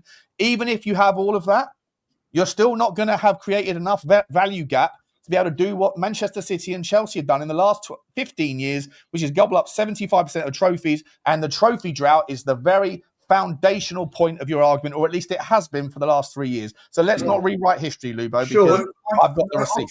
I'll come back. Lubo, can I answer that? Hang on, Stell. You cannot talk about other clubs until you've actually maximised your own potential and given 100% yourself. For me, that's why. For me, it's about looking inward, not looking outward. You need a whole 360 picture, Lubo. Hang on one sec, Sean. Hang on one sec. When you are in business, obviously you're looking at competition, you're seeing how they're doing, but at the end of the day, you've got to make sure you're giving your best. And then you will know, then you can compare. For me, we can't compare because we've never, ever competed. Cheated. Never ever cheated. No. Sean, we've never competed. You can call it cheating. Liverpool don't cheat. Arsenal don't cheat. Arsenal have cheated. United don't cheat. They don't. United don't cheat. What are we doing here? Guys, can I just say one thing? Yeah, wrap it up, and then I want to talk about football. So I'll be 1 minute. Cool, and I'm done. Go for it. Less than that. So Sean says that 75% of the trophies were won by 2 clubs that both cheated over the last 20 years. Let's say there's 4 trophies for grab up every year. Carabao Cup, FA Cup, league title, and a European trophy. You can only be in 1 European competition. So 4 trophies a year, times that by 20 years, that's 80 trophies. So out of the 80 trophies, 75% have been won by City and Chelsea based on Sean's analysis. So that's 60 trophies gone. That's 20 trophies up for grabs for the remaining 25% of us. I just want Spurs to get their fair share of that 25%, of that 20. And we haven't done that. So forget the cheating and forget the 75% domination. Just that 25% that we can grab, we haven't even touched the surface on that. So for me, the 75% means nothing. When you look at, okay, so what you can realistically win then, Tottenham, how many of the 25% did you win? Out of those 20 trophies you could have realistically won, we won 2. We won 10% of the 25%. And unless the one that is unacceptable. We're Tottenham. We should have won at least 4 or 5 of those 20. So, yeah, can I just reply, Sav, to LN10? Would I give Spurs credit if they maximise their potential but still won nothing? Yes, yes, I would. Yes, I would, because if they gave 100%, you can't ask anybody for any more. And if other people have won the trophies fairly, let's say fairly, right, then at that stage you're looking out because you're maximising your potential, you're doing your very best, and if it's still not working, you're then looking at why it's not working. But until you actually, what percentage are they currently operating at, Lubo? Because it's such a subjective thing. In your mind, if they're not at 100%, what are they at? 81, 63? What are they at? I think we've operated at 60 to 70%. Personally, right the way through. We've never given the full. They've never stretched that extra. And what was it? What would have got them from 60 to 70 to 100? Because again, it's subjective, isn't it? There's never any accountability in your passionate in blazing speeches, mate. You never actually ask for anything specific. You just talk about things that are just, all right, okay, very words. All right, let's talk about ambition. Let's start with ambition. Yeah, let's start. Let's not.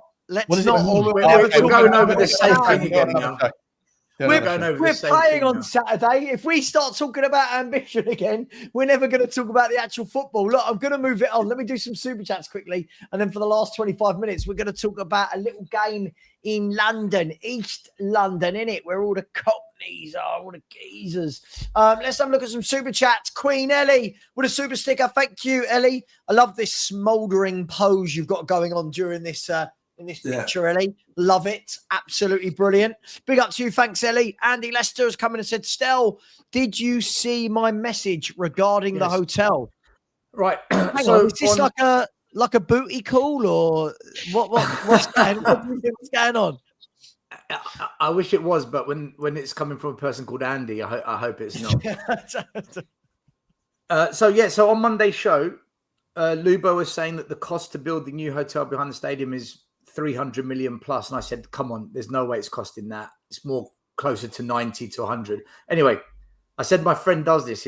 His company does this. They build hotels and whatnot. Anyway, so he got back to me. So to answer you, Andy, the answer is somewhere between Lubo and I. He said it will probably cost in the region of 200 million to build the hotel, but it depends on the quality of finish. So he used the Chancery Rosewood Hotel in Grosvenor Square, which is Mayfair, as an example. It cost £1 billion to renovate it. That's not including buying the building. They already own the building. So essentially, the cost of the Spurs Hotel will come down to the quality of finish. And you need to know the size of each room. I got the official estimate build from the architects. All right, well, okay, just to finish off, my guy said anything between 4K to 6K per square meter for luxury. Well, he said it depends on the quality of finish, Sean. That's the actual architects have got the estimated range. Go for it. 100 to 120 for the hotel, 500 for the whole of phase 3, 5 to 550 for the whole of phase 3. Phase 3 is what the towers, the 2 towers and the extreme sports block, and apparently there's 2 more towers. There's 2 more residential towers closer to the station. So the hotel, if it's 120. The quality of finish is going to be Premier Inn like, not good then. I'm just telling you that's just so you know, because that's all right. Well, there you go. There's the answer, Andy. There's your answer. You've got 2 different answers. Take it. There you go, Andy. Basically, the upshot is if you want a nice night in North London, just find a Premier Inn and see what quality you get in there. Big up to you, Andy. Thank you very much. Cat Funt has said, big up, gents. Hope you're all doing okay. We are all doing fine. We're all sporting our latest tans. So it's tan day. So big up to you, Cap Fun. Much appreciated. Shepo. How you doing, Shepo? Has just put in a super sticker. Shepo AFC. Big up to you. Nottingham Forest, you're playing Big Ange at the weekend, didn't you? Big Ange. Big up to you, Shepo. Thank you. Bourbon Buzzard has said, if QSI by Tottenham, I'll knit a Spurs 5 cozy for my Bourbon bottle. I'm so confident it won't happen, I won't bother learning. Cheers. Hiccup. I mean, fair enough. Big up to you. Go on, QSI. Let's see what you're made of, just to make this guy learn how to knit. Big up to you, Bourbon. Appreciate that. Tell us about Brian Da Seagull. Love it. I said, I'm guessing that's Sean Butler. Can Sean Butler angrily dismantle Lubo's manifesto, please? No, he can't, because we'll be here all day. It's a 7 point. I could, but I shan't. I'll respect the rest of the panel. Why angrily? Yeah, I know. Better for clicks, I guess. Better for views. I know, but he could have said, can Sean romantically dismantle Lubo's manifesto? Anyway, big up to you. Thank you. The problem with ambition is there's no follow through. Come back in it again and Christ. said, challenge the lawmakers. Anger at Daniel Levy is a bit misguided. I'm not asking the panel. I'm not asking. We'll appear all day. Sean will say, yeah, it is. And then Lubo will go all red and start turning into the Hulk, and it will just kick off. But thank you very much, Tarek. Big up to you. Thank you. I said Liverpool fan here, but I know exactly the mindset of Saudis and Qataris. They are in the game to win, then profits. They see it as a pride thing. If you guys get one of them, you will be untouchable. We don't need them. We've got ENIC and we've got Lewis's kids. We've got the 60-year-old kids looking after us. We don't need the Saudis and the Qataris. We've got the children. Joe! We've got the children who are about to retire and give it to their children. So big up to you, Tarek. Thank you very much, mate. Appreciate that. Emma, big up to you out there on Teesside. I said, evening, Sava and gang. Good evening to you, Emma. Hope you're well on this lovely evening. I say that as rain is smashing against the window outside. And big up to a user who said, love you, Levy. Miss you. Bring love you, Levy, and miss you. Bring our Tottenham back. Listen, I had a 2-hour WhatsApp conversation with Lubo the other day about what this means, bringing our Tottenham back. And still, 5 days later, I'm waiting for a bloody answer. I did tell you on your show. No, we're not doing it. No, Lubo, you did not answer. We're not doing it. All I get is a lot of no. A lot of ambition, a lot of subjective, the a lot of answer is waffle. subjective, Sav. It's a different thing to different people, isn't it? Sure. Anyway, moving on. Make sure, please, okjersey.com. Get your tops. They are very good. If a lot of people saying they're going to buy the black one, I got the black one here. I'm going to wear it tomorrow on tomorrow's shows. Very good quality. Although I might not, because it might not make my tan pop, as the kids say. You look a bit like a conker right now, Sam. You know those conkers like a conker that people used to put like the string through and do it. Your head looks like a bit like a conker. I'm not. Oh, do you want to see my white bits, Sean? I'll send you a picture of my white bits later, Sean. Please, okjersey.com. Get over there. Please subscribe if you haven't already. We are one away from 26,100. So we've had a fair few tonight. So please smash that subscribe button. And if you haven't smashed the like button, come on, guys. I'm going to set a challenge for the last half an hour. We're on 515 likes. There's 1,300 of you in here. Can we please get that to 1,000? That's 485 likes. But there's so many of you in here. Please smash that button. Guys, football. We have got 26 minutes left to talk about West Ham and then give our score predictions to Stel. West Ham. Guys, anyone can start with this. I'll start nice and easy. Bigger game than it probably needed to be for the fact that we dropped the 3 points at home to Bournemouth. Are we confident? Are we going to see Xavi Simons and Mawani both start, considering we've got a game 3 days later in the Champions League? Who would like to go? Go on, I'll start. He will start. Thinking about, we had this conversation on your show earlier. I've been giving it some thoughts.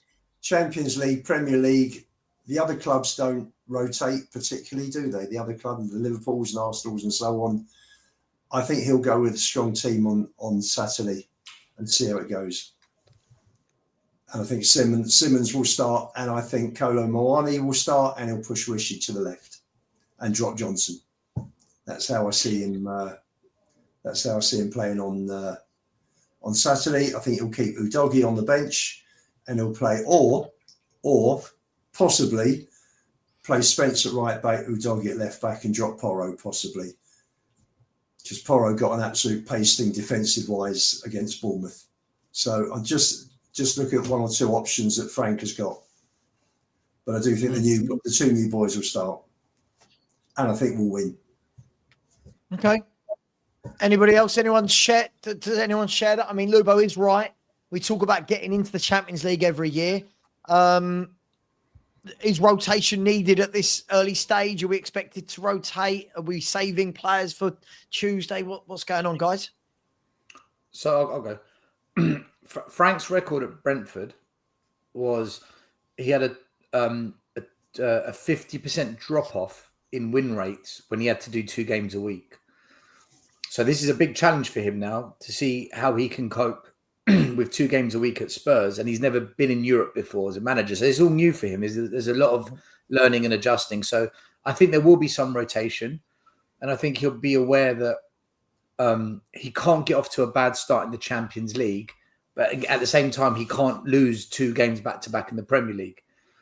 So I think he'll start one of the new signings, not both.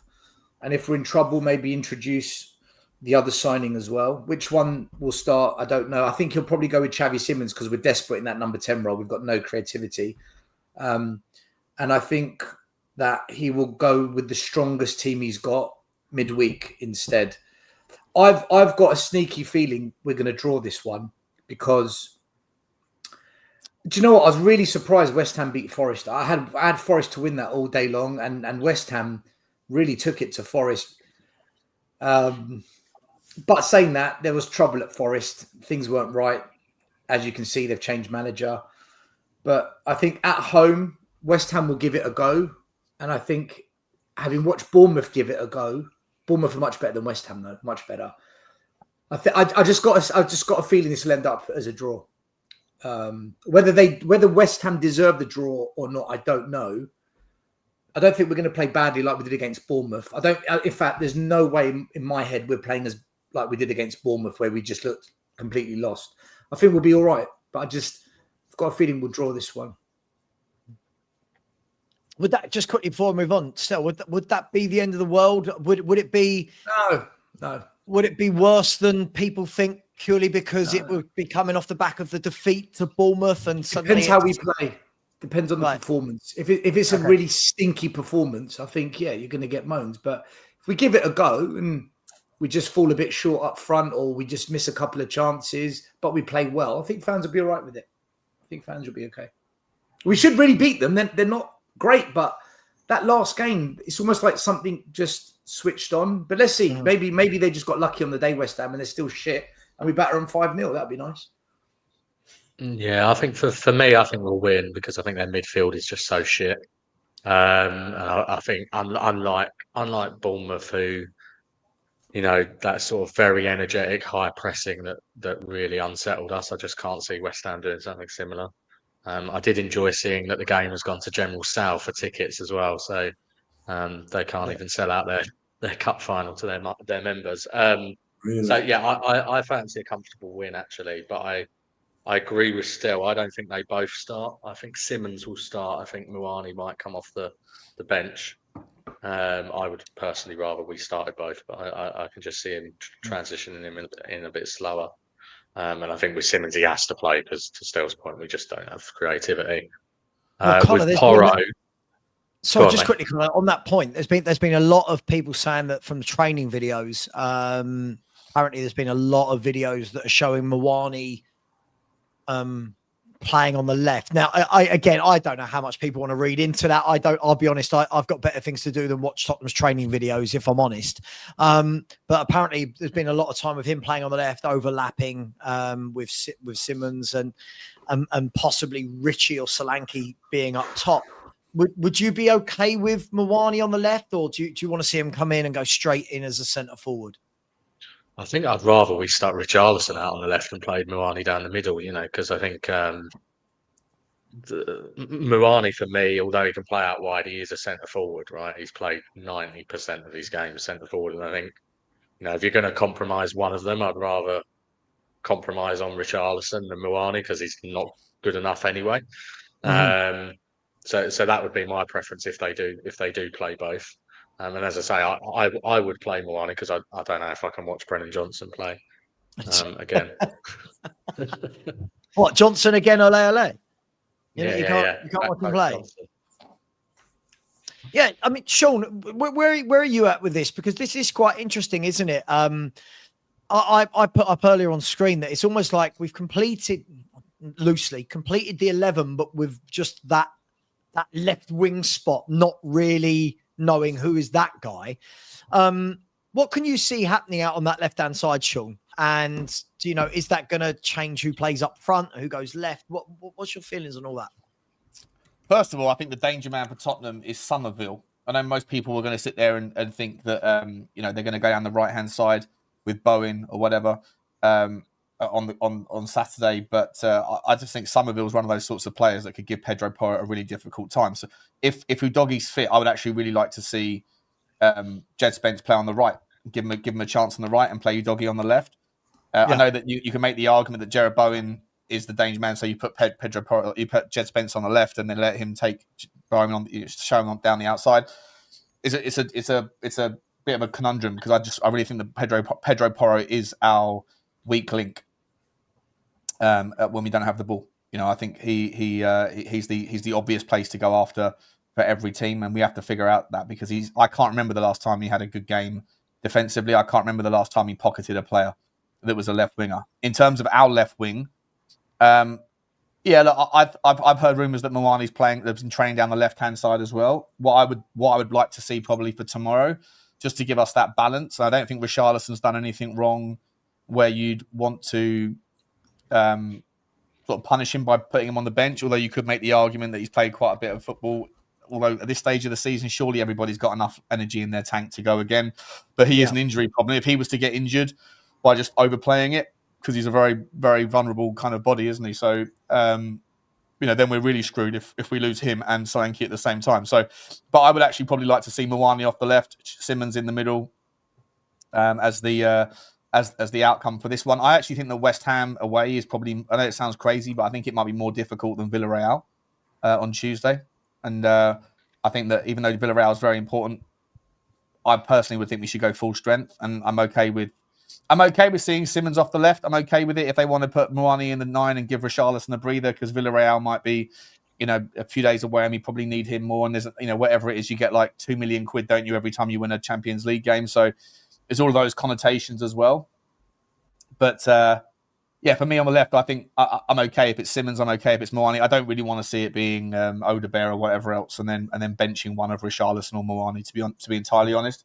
By the way, have you guys seen that the pricing mechanisms for the Villarreal game hasn't worked out that well? There's like 25% of the tickets still available. So Lubo, Lubo, we had this debate before in Saba's absence, didn't we, about the pricing mechanisms?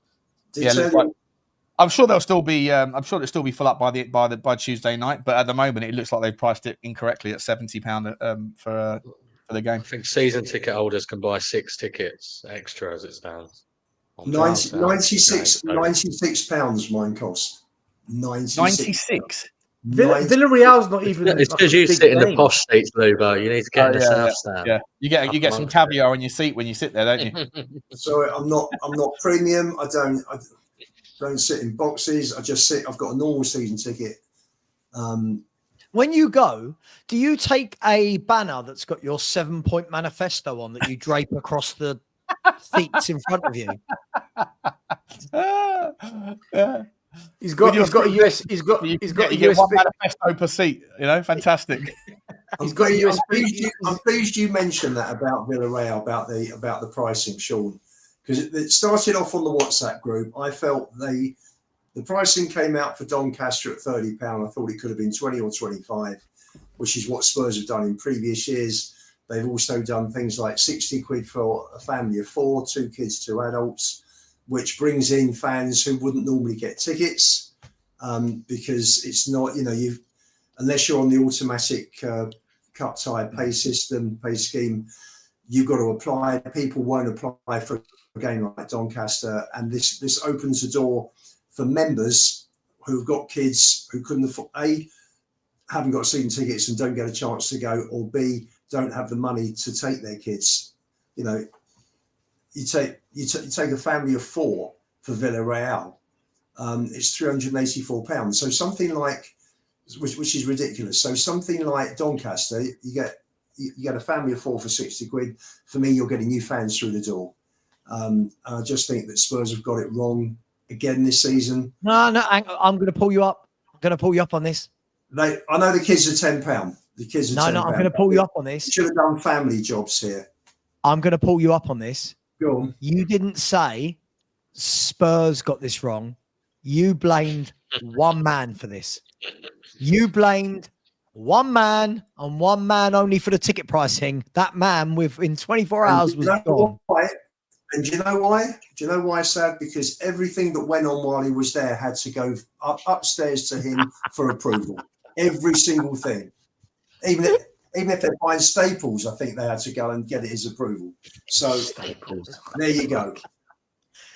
Is that just quickly on the tickets? Just quickly, the other Wally thing that they've done as well, as the guys that are season ticket holders will know, is you can't share tickets with people now unless they're a paid One Hotspur member. So for the Villarreal game, for example, I had a spare ticket. I couldn't transfer that to someone unless they were a paid One Hotspur member, but someone could go and buy one on General Sale who isn't a One Hotspur member. There's ways around it, though. There's loads of ways around it. That's why they didn't put the ticket prices up, because they put a stealth feature in that you must now pay 40 quid a year to be a member so you can transfer tickets. So they'll hang on. These are the owners that Lubo wanted. He got his wish. He got Levy out, and this is what you get as part of it. Oh no, they did this when Levy was here. This was done with Levy here. This was done. Vinay was in charge. Apparently, Vinay was in charge. It wasn't Daniel. Daniel Levy was a lame duck chairman for the last 3-4 months or for last year. So that's what you guys have been saying. So he wasn't in charge. It was someone else. It was Charrington and Vinay, right? If you scan the barcode and send the barcode, you can still get in there. Just so you fair know, enough, guys. Let me screenshot the barcode. Send that. I'm gonna. Sorry, I just want to go back to the football for a little bit, and then just quickly. So I've got a feeling we're going to see this at the weekend. I don't know if anyone agrees with me or not. I think we're going to see this. Obviously, Vicario is the keeper. I think we're going to see the normal back 4 with Paulinho, Simmons, and either Bergvall or Bentancur. I genuinely don't know. Probably Bentancur, and then Mawani, Richie, and Kudus. Is anyone? Yeah, I'm happy with that. Yeah, I'm happy with that too. I don't he might bring Bergvall in because of Bentancur Bentancur travelling back as well, mightn't he? Sorry. Yeah. Okay, well, that was do you think the song for Kolo Muani just Kolo Muani? it rings right, doesn't it? That's got to be what it is for sure. It's going to be interesting to see how West Ham play it. They've lost Fulkrug from last week because he's injured. He's out for a couple of weeks. He's crap. So it's going to be interesting to see who will they push Bowen up as the Callum Wilson, or does Wilson come in? Callum Wilson. He's fit. And will they drop Fernandez and put Somerville in, which was the swap after 82 minutes, which started, which was the change. They'll play Fernandez in the 8 and put Somerville on the left wing. Because the one thing West Ham pals of mine have said to me, last season was a real shit show for them, and they said the problem is that Potter couldn't do much last year when he came in because West Ham had no legs in midfield. And you're looking at Soucek and Ward-Prowse as their 2 in front of the back 4, and they don't really get around the pitch quickly, do they? Those 2. So the thing is, now they've added. So they've added Fernandez, haven't they? And they've also added the lad from was it Monaco? Monaco, yeah. What's his name? Begins with an S, doesn't it? Sasigo. Sadinga or something. Hang on. Yeah, they've added, and he's meant to have I've not seen him play, but look, people tell me he's got a bit of an engine. And his name, isn't it? Magassa, that's it, Magassa. Apparently he's got Magassa, an engine. Yeah. Sungutu Magassa. He's a big fella, that one. Big fella, big six. We'll see, because this is how funny football is, right? That, before the last game, West Ham were in absolute disarray and Spurs could have gone top if we had beaten Bournemouth. If West Ham beat us this weekend, suddenly they're level on points of us. Do you know what I mean? So football changes like that, doesn't it? It changes very, very quickly. Who will be the villain, Saba? I wanted to ask you this. I've asked Lubo the other day. I asked Connor as well. And I'd like to ask Stel and you, Saba, if you don't mind. Yeah. Now that Levy's gone, Stel, for the last 3 years that I've known you, mate, whenever Tottenham lose a game of football, the first thing you do is go on We Are Tottenham TV and don't really talk too much about the game. You talk about Levy being the problem. Now that Levy's gone, when we lose the game of football, who's the villain? There's always got to be a villain. Who's going to be your villain? And Saba, same question to you. Well, I gave Levy 20 years before I started blaming him for the last 5. This is the beginning of the new structure. So I'm not blaming anyone for a bit of time. They've got to have a bit of time now that he's gone to see what they do. But ultimately, ENIC is still here. I've said at the start of this show when you went on, half the problem has been solved. We've still got ENIC. Yeah, but at the end of a game of football, there's nothing like Vivian Lewis and Charlie Lewis, despite them being at the ground, I'm not sure they're going to be putting on their kit. So if we lose the game to West Ham, who are you going to be blaming? Well, you always blame Levy whenever we lose a game. So who are you blaming today? Yeah, but like I said, I only started blaming Levy after I gave him 20 years. I never blamed him for 20 years. So this but you blamed him after every game we lost, right? Yeah, but after 20 years of him being here, Sean. Yeah, so who are you going to blame on Saturday if we lose? Well, I didn't blame anyone for the first 20 years of Levy. So if we lose on the weekend, it depends on how we lose. If it's because of tactics, then it's the manager. If it's because of a shit performance from all the players, I'll look at the players. If it's because we don't have the quality to come off the bench and change the game, then I'll say, well, the owners, have they given the manager the tools? But we've got the tools. Levy from beyond the grave. I've been ENIC out and Levy out. Always, both of them. I want them both gone. Fair enough. Sam, who's going to be the pantomime villain in this intermittent period between now and January when Charlie and Vivian can put up or shut up? Steve Hitchin is taking the blame for me. Steve Hitchin. Actually, let's go to the easy one. Ben Davis. He's been here forever. He is forever, isn't he? Ben Davis is going to outlast us all. I reckon he never leaves. Like, I think he molds into a player coach. Then I think he goes into like a first team coach. Then I reckon he does the Mason job of taking over as manager when someone gets sacked. Then we'll have fans going, just give it to Davis. Before you know it, he's the director of football. Ben Davis is my answer. Good answer. Good answer by Harmless Potato. We could do it like Arsenal and Arteta. Blame the refs, the pitch, the ball, anything but the team. Well, there we go. We'll see. It's going to be interesting. It's going to be interesting to see. But listen, it should be a decent game. We'll get just before I get everyone's predictions, just a little mention. I think we've all been a little bit rude to our new mate, haven't we, Mr. Gardner, who is the new Chief Marketing Officer at Tottenham Hotspur. Can we give him a warm welcome to Tottenham from the Gooners? We're going back there. CMO. He's the new CMO. He's been at Arsenal for years, and before that was at Nike, I believe. So yes. Anyone got anything to say on Mr. Gardner coming in as the Chief Marketing Officer at Tottenham? Could you please get the red off the kit?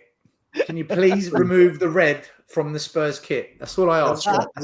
Do that, and you're a winner. Just do that. Listen, we've had David Jenkins, we've had Terry Neal, we've had Jules Graham, we've got Vinay, and now we've got number 5. So not too many over the years, but we've got another Gooner. Listen, if he does his job, who cares? He's probably not an Arsenal fan anyway. Why are we getting all these Arsenal rejects into our club? This is like a bit of a stitch up going on. Well, here. but I thought the last half an hour we were debating about the gap between how do we get to the very top. You guys were saying Arsenal haven't cheated, therefore that's the success, right? That's the model. You go if you can't beat them, join them. If you can't join them, steal them. Apparently, yeah. That's it. But they hate That's what us. We're hijacking Arsenal because that's apparently the only way to compete. It's like when Arsenal keep Shocking signing stuff. ex-Chelsea players, and then those Chelsea players cost Arsenal trophies. It's almost like they've come in as secret agents. And it's all, is it going to happen to us now with all these Arsenal? You watch the next marketing message that isn't well received. It'll be, he's a gooner. He's a gooner. Can't believe it. He's a gooner. Yes. Yeah, listen, guys, and fair play to my dog Stanley, who is now the official sponsor of Tottenham's tools or something now. So well done to Stanley. I would love to know and love it if they just once did like a proper breakdown of all of the revenue that's generated from these sponsorship deals. Like how much money have Tottenham generated from selling a toolkit? Because the one thing you always know is just when you're leaving Tottenham Hotspur, you're going, what I got to do tomorrow? I've got to get a toolkit. That bloody curtain needs to get lined up. I want Stanley. That's it. Thank you, Tottenham Hotspur. That relationship is going to trigger that response. It's ridiculous. I'd love to know how much money that relationship is going to bring in. And the same with Molten Brown hand soap or whatever else we've got going on. We've got a sponsor like you remember when we got sponsored by Dulux? And it's like, when did football clubs need a paint sponsor? Like we've got dog sponsors, paint sponsors, tool sponsors, patisserie sponsors, bags. It's not football, is it? Not just any patisserie, an Asian French patisserie. Hang on. You talk about Dulux. Last season was like watching paint dry, wasn't it? So yeah, it was. It was. Guys, I'm going to get everybody's prediction. We've got 4 minutes left to get everyone's prediction really quickly. Sean, Stel, you're going to write these down, aren't you? You're the prediction master. Yeah. Just so you know, Johnny texted me. I asked him. Johnny's gone 2-1 to Spurs. Okay, Lubo, what are you going for? 2-1 Spurs. Oh, okay. Well, if you can't think of anything different to Johnny, it's a bit boring. But okay, 2-1 Spurs. Sean. 3-1 Tottenham. 3-1. Connor, as a guest, we'll put yours in there. I wasn't sure whether you was going to ask me to pretend to be Johnny. I was going to start mentioning Football Inc. I'll go 2-0. You've just done it. Well done. You've just done it. Yeah. What are you going for? 2-0. 2-0. Sensational. I'm going to go 4-1 Tottenham still. I'm going to go 4-1 Spurs. 4-1. Savage game. This is the problem when you go last and you want to be different. You've got no other options to go ridiculous We've had 2-0. We've had 2-1. We've had 3-1. I'm like, for fuck's sake. How can I win some points? 4-1. My mate Mwani to bang in all 4. I've gone, just so you know for the record, so there's no cheating, I've gone for 1-1.